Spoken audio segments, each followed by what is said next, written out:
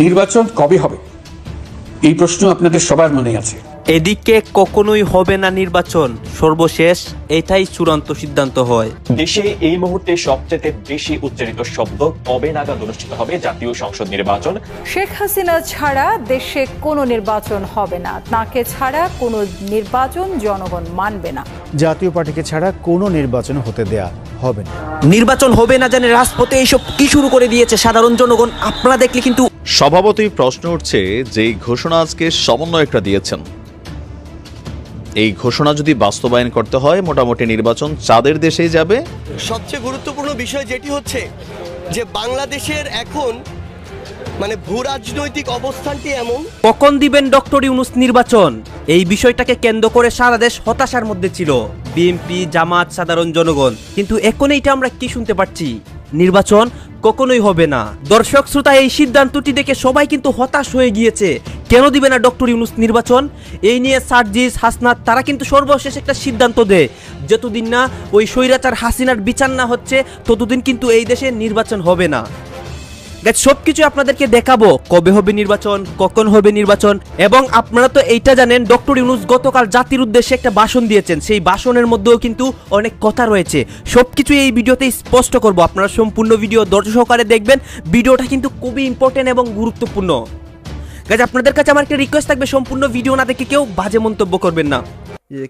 স্বভাবতই প্রশ্ন উঠছে যে ঘোষণা আজকে সমন্বয়করা দিয়েছেন, এই ঘোষণা যদি বাস্তবায়ন করতে হয় মোটামুটি নির্বাচন চাঁদের দেশেই যাবে, ফিরে আসতে সময় লাগবে, এটা এক ধরনের অসম্ভব। নির্বাচনের জন্য বিএনপির স্ট্যান্ড শক্তভাবে আমরা দেখছি। অপরদিকে সমন্বয়কদের সাথে বিএনপির কিন্তু একটা আভ্যন্তরীণ দ্বন্দ্ব একদম প্রকাশ্যে। সমন্বয়ক প্লাস জামাত একটা টিম, বিএনপি আলাদা আরেকটা টিম হিসাবে যখন কাজ করছে, সরকারকে হয়তো প্রেসার দিতে পারছে বিএনপি, কিন্তু সমন্বয়কদের কিভাবে দিবে? সোজা বলেই দিছে বাচ্চারা আপনাদের পদ ভাগাভাগির জন্য আর একটা ভোটের জন্য জীবন দেয় নাই। এখন আজকে একটু আগে যে চাঞ্চল্যকর অবস্থান সমন্বয়কদের, সেটা কিভাবে আসলে সলিউশন হবে? যদি তারা এই কথায় অনড় থাকে তাহলে নির্বাচন লম্বা সময় আটকে যাবে।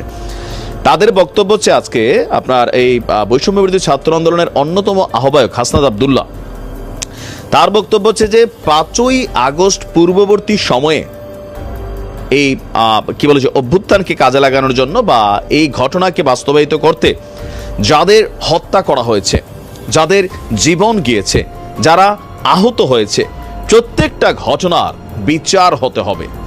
আর কোনো ঘটনার বিচার হওয়ার আগ পর্যন্ত একটা ঘটনারও নির্বাচন হতে পারে না। কি পরিমাণ ক্ল্যাশ ওয়ার্ড এখানে চলে আসছে। এখন ধরেন এই ঘটনাগুলোতে ছাত্রদের বক্তব্য প্রায় 1,500-2 হাজার মানুষ মারা গেছে, এর পাশাপাশি 1,00,000 আহত হয়েছে, গ্রেপ্তার হয়েছে। এখন যদি এগুলাকে সরকার বিচারিক প্রক্রিয়ায় নিয়ে বিচার করতে চায় নির্বাচনের আগে, তাহলে নির্বাচনটা আপনার কি মনে হয় যেটা কি 2, 4, 6 মাস সম্ভব? অর্ধেক আসামি তো দেশের বাইরে, যারা বড় বড় হুকুমদাতা। আবার যারা ধরেন কিলিং মিশনে নামছিল অথবা আহতর মিশনে নামছিল, এরা হচ্ছে গা ঢাকা দেওয়া আছে, পলাতক। আবার যে মামলাগুলো হয়েছে সেই মামলাগুলো নিয়ে সরকারের খোদ আইন উপদেষ্টা আসিফ নজরুল তিনিও বলছেন, সার্জিসরাও বলছেন যে আহত বা নিহতদের ঘটনায় মামলা বাণিজ্য চলছে। তাহলে একটা মামলার মধ্যে প্রকৃত আসামি কারা, এইটারে নিয়ে তো আরও একটু সময় বর্ধিত হয়ে গেল। একটা না, হাজার হাজার ঘটনায় ভুয়া মামলা তৈরি হয়ে গেছে। এখন এই ভুয়া মামলার মধ্যে 98% আওয়ামী লীগের নেতাকর্মীর নাম পড়ছে, আর এগুলোর পিছনে গুটি লাগছে বিএনপি, বেশিরভাগ জায়গায়, কিছু জায়গায় জামাতও লাগছে। তো এখান থেকে আপনি কাদের বিচার করবেন, কিভাবে বিচারটাকে এত অল্প সময়ের মধ্যে করবেন, বা 6 মাস, 1 বছর, 2 বছরে এগুলো সম্ভব হবে? আমরা যদি ধরেও নেই যে এই বিচারটার জন্য আলাদা একটা ট্রাইব্যুনাল গঠন করা হবে, স্বাভাবিক বিচারিক প্রক্রিয়ায় এই বিচার করতে গেলে এই মুহূর্তে সারা বাংলাদেশের আদালতে কয়েক লক্ষ মামলা পেন্ডিং আছে। তো এগুলোর তো ভাই শুনানি আসতে আসতে যাবে 10 বছর।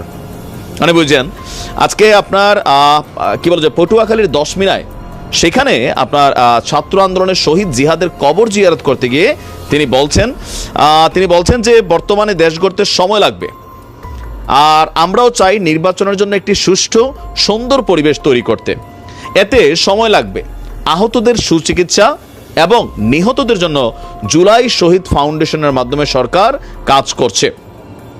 এই অভ্যুত্থানের যেসব স্টেক হোল্ডাররা 24-এর স্পিরিটকে ভুইলা যেতে নেন। এটা বিএনপিকে মেনশন করা হচ্ছে। আওয়ামী নৃশংসতাকে হালকা করতে চান, তাদের উচিত প্রতি মাসে রুটিন করে শহীদদের কবর জিয়ারত করতে যাওয়া। যারা হত্যাকারীদের সাথে সমঝোতা করতে চান, স্বার্থান্ধ এবং দলান্ধ হয়ে এই অভ্যুত্থানের জন্য আকাঙ্ক্ষাকে ইনকার। নির্বাচন কবে হবে এই প্রশ্ন আপনাদের সবার মনেই আছে, আমাদের মনেও সারাক্ষণ আছে। আপনারা লক্ষ্য করেছেন। তবে আমরা মনে করি না যে একটা নির্বাচন কমিশন গঠন করে দিলেই নির্বাচন আয়োজনে আমাদের দায়িত্ব শেষ। আমরা রাজনৈতিক দলগুলোর সঙ্গে আমাদের নিয়মিত যোগাযোগ অব্যাহত রেখেছি, বিভিন্ন ইস্যুতে তাদের মতামত নিয়ে যাচ্ছি। সরকারের সিদ্ধান্ত গ্রহণে এসব মতামত অনেকাংশে প্রতিফলিত হচ্ছে। চলমান সংস্কার প্রক্রিয়া কবে নাগাদ হবে নির্বাচন? বিচার কাজ কবে নাগাদ শেষ হবে?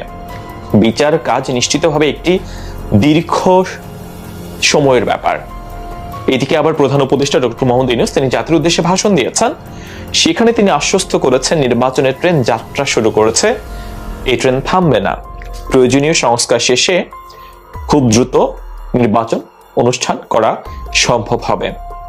কিন্তু বৈষম্য বিরোধী ছাত্র আন্দোলনের অন্যতম প্রধান সমন্বয়ক হাসনাত আব্দুল্লাহ তিনি বলছেন হত্যাকাণ্ডের বিচার না হলে নির্বাচন অনুষ্ঠান হবে না।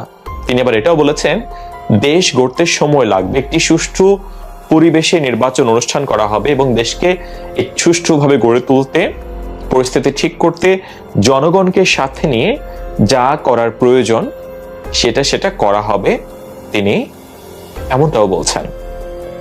তাহলে প্রশ্ন উঠছে নির্বাচন আসলে কবে হবে? বর্তমানে বাংলাদেশে যে রাজনৈতিক দলগুলো রয়েছে তারা কি নির্বাচনের জন্য সরকারকে এত সময় দিবে? সেটা আমার মনে হয় না। কারণ আপনারা দেখবেন ইতিমধ্যে বিভিন্ন রাজনৈতিক প্ল্যাটফর্মে নানান ধরনের আলোচনা শুরু হয়েছে যে নির্বাচন কবে হবে সেই ব্যাপারটা নিয়ে সুস্পষ্ট বক্তব্য জানতে চায় বিভিন্ন রাজনৈতিক দল। আমরা যদি বিএনপির কথা বলি, জামাত ইসলামের কথা বলি, বাম রাজনৈতিক সংগঠনগুলোর কথা বলি, তারাও কিন্তু এই বক্তব্যগুলো বারংবার দিচ্ছেন। আমরা শুরুর দিকে জামাত ইসলামের পক্ষ থেকে নির্বাচন কেন্দ্রিক খুব বেশি বক্তব্য আমরা পাইনি। তারা এই সরকারকে সময় দিতে চান তেমনটা আমরা দেখেছি, কিন্তু সময় যত গড়াচ্ছে এরই মধ্যে সরকার 3 মাস পার করেছে। 100তম দিন পার করে সরকারের 100 দিনের বিভিন্ন কর্ম পরিকল্পনা, সাফল্য সবকিছু নিয়ে ডক্টর মোহাম্মদ ইউনূস সাহেব তিনি জাতির উদ্দেশ্যে ভাষণ দিয়েছেন। তো এই যে সময় পার হচ্ছে তত রাজনৈতিক দলগুলোর মধ্যে উদ্বেগ দেখা যাচ্ছে, উৎকণ্ঠা দেখা যাচ্ছে। নির্বাচন আদৌ হবে কিনা, এই সরকার কি আবার দীর্ঘ সময়ের জন্য ক্ষমতায় থাকে কিনা, এসব কিছু নিয়ে তাদের মধ্যেও নানান ধরনের সন্দেহ দেখা দিচ্ছে।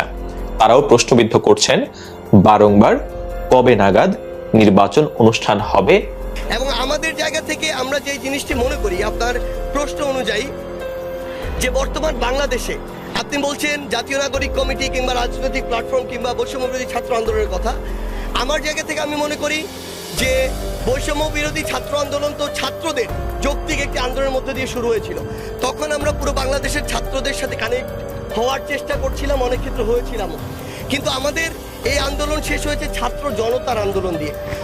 সো জনতাকে কানেক্ট করা আমাদের খুব বেশি গুরুত্বপূর্ণ, কারণ যারা আমাদের এই অভ্যুত্থানে সক্রিয় অংশগ্রহণ করেছে তাদেরকে যদি আমরা ঐক্যবদ্ধ না করতে পারি তাহলে ফ্যাসিস্ট কিংবা ফ্যাসিস্টের দোসররা যে কোনো সময় আবার পাল্টা আঘাত করতে পারে। এই আঘাত মোকাবেলা করার জন্য, এই অভ্যুত্থানকে বাঁচিয়ে রাখার জন্য আমাদেরকে একটি প্ল্যাটফর্মে এসে ঐক্যবদ্ধ থাকা প্রয়োজন। এই জায়গা থেকে জাতীয় নাগরিক কমিটি নাগরিকদের গুছানোর যে কাজটি, সেই কাজটি পুরো বাংলাদেশ ব্যাপী করছে। আর এই তরুণ প্রজন্ম যারা যেখানে বিগত 16 বছর ধরে কাঙালের কথা বাসি হলে কিন্তু ফলে। যখন আমাদের এই অন্তর্বর্তী সরকারের উপদেষ্টা পরিষদ গঠন করা হলো তখন সবাই খুবই অবাক হয়েছিল যে কেন এই টিমের মধ্যে সবচেয়ে ব্লুটুথ বয় সার্জিসকে উপদেষ্টা পরিষদে রাখা হলো না। এর পরের দিনে আমি বলেছিলাম সার্জিসের কপাল খুলে গেছে, বিকজ একটা নতুন রাজনৈতিক প্ল্যাটফর্ম আসবে। বিএনপি অনেকদিন যাবৎ যেই ভয় পাচ্ছিল সেই ভয় কিন্তু আজকে বাস্তবে পরিণত হয়েছে। সার্জিস আলম যেই বক্তব্য দিয়েছেন সেই বক্তব্যের সোজা ক্লিয়ার মেসেজ হচ্ছে নতুন আর একটা রাজনৈতিক দল বাংলাদেশে আসছে। দর্শক, একসময় ছাত্রলীগের দুর্দান্ত প্রতাপশালী, আমি তারে বলবো, তার ভাষণ, বঙ্গবন্ধুকে নিয়ে তার যে বক্তব্য, মানে এমন ক্ষুরধার বক্তব্য বাংলাদেশ ছাত্রলীগের মধ্যে কেন্দ্রীয় কমিটির কোনো নেতাও কখনো দিতে পারে নাই। যেভাবে সে বলতেছিল আমার বঙ্গবন্ধু কবর থেকে দেখছে, আমার বঙ্গবন্ধুকে ব্রিটিশ প্রধানমন্ত্রী কিভাবে রেসপেক্ট করেছে, তার ওই ভাষণ নামি দামি মন্ত্রী এমপিদের সামনে সবাই অবাক হয়ে শুনছিল। তখন থেকে বোঝা গেছিল যে এই ছেলেটার মধ্যে রাজনৈতিক ক্যাপাবিলিটি আছে। -2 ফর্মুলা নয়, আসতে যাচ্ছে +2 ফর্মুলা। গতকালকে সার্জিস আলম গভীর রাতে একটা সাংবাদিকদের সাথে তার বক্তব্য দিয়েছেন। সেখানে প্রশ্ন ছিল যে বলা হচ্ছে -2 আসলে কি। তো সার্জিস বলছেন যে আমরা যে প্ল্যাটফর্মটা তৈরি করেছি, এই প্ল্যাটফর্মটা এই মুহূর্তে ছাত্র প্লাস জনতাকে কানেক্ট করে নতুন একটা মাত্রায় আমরা নিতে যাচ্ছি। ওয়াই? কারণ যে কোনো সময় শেখ হাসিনা অথবা তাদের দোসররা আবারও এখানে ফিরে আসার চেষ্টা করতে পারে। তো তাদেরকে প্রতিহত করতে হলে, তাদেরকে আটকাতে হলে একটা সমর্থন লাগবে, একটা প্ল্যাটফর্ম লাগবে। তো সেই প্ল্যাটফর্মের লক্ষ্যেই জাতীয় নাগরিক কমিটি যেটা, সেইটা বাংলাদেশের বিভিন্ন জায়গায় কাজ করে যাচ্ছে। আর বৈষম্য বিরোধী ছাত্র আন্দোলনটা যেটা ছিল, এটা ছাত্র প্লাস জনতা। সার্জিসের ক্লিয়ার মেসেজ, জামাত হোক আর বিএনপি হোক, গত 16 বছর সরকার পতনের জন্য কারোরই ক্যাপাবিলিটি ছিল না, যেটা ছাত্ররা করেছে। এবার ছাত্রদেরকে বিএনপি বলছে বিএনপি সাপোর্ট দিছে, জামাত বলছে ফুল সাপোর্ট দিছে, বাট তারা বলছে আমরা তরুণরা করছি। সো নতুন বাংলাদেশে মানুষ একটা পরিবর্তন চায়, সেই পরিবর্তনে নতুন একটা রাজনৈতিক দলও কিন্তু মানুষ চাচ্ছে। যদি এই দেশের ছাত্র জনতা চায়, অবশ্যই এখানে -2 দলের পরিবর্তে +2 দল আসবে। তাহলে রাজনৈতিক দলগুলা যেই সিস্টেমে গত 53 বছর বাংলাদেশে রাজনীতি করেছে, সেখানে আমূল পরিবর্তন হবে। তাদের মধ্যে একটা ভয় থাকবে যে আমরা যখন রাষ্ট্র ক্ষমতায় থাকছি, এখন একটা সবারই কাছে এরকম থাকে আওয়ামী লীগের বিকল্প বিএনপি, বিএনপির বিকল্প আওয়ামী লীগ, এখানে আর কোনো বিকল্প নেই। বাট ছাত্ররা মনে করছে, সার্জিস আলোচনা মনে করছে এখানে একটা নতুন বিকল্প দরকার, আর সেই বিকল্প একের অধিকে আসা উচিত। তাহলে আমাদের যে বাকি রাজনৈতিক দলগুলো আছে তাদের মধ্যে টনক নড়বে যে না, এখন আর আগের মতন চাইলেই আমরা যা খুশি তাই করতে পারবো না। আর এটার মেইন কারণটা কিন্তু বিএনপি।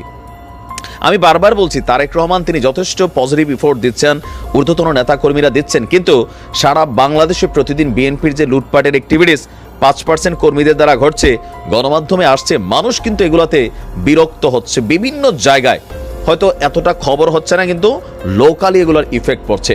আর এই জিনিসটাকেই তারা কিন্তু বলছে বারবার যে এক লুটেরাদের হাত থেকে আরেক লুটেরাদের কাছে বাংলাদেশকে দিবে না। বাংলাদেশের মানুষ এখানে পরিবর্তন চায়, নতুনত্ব চায়।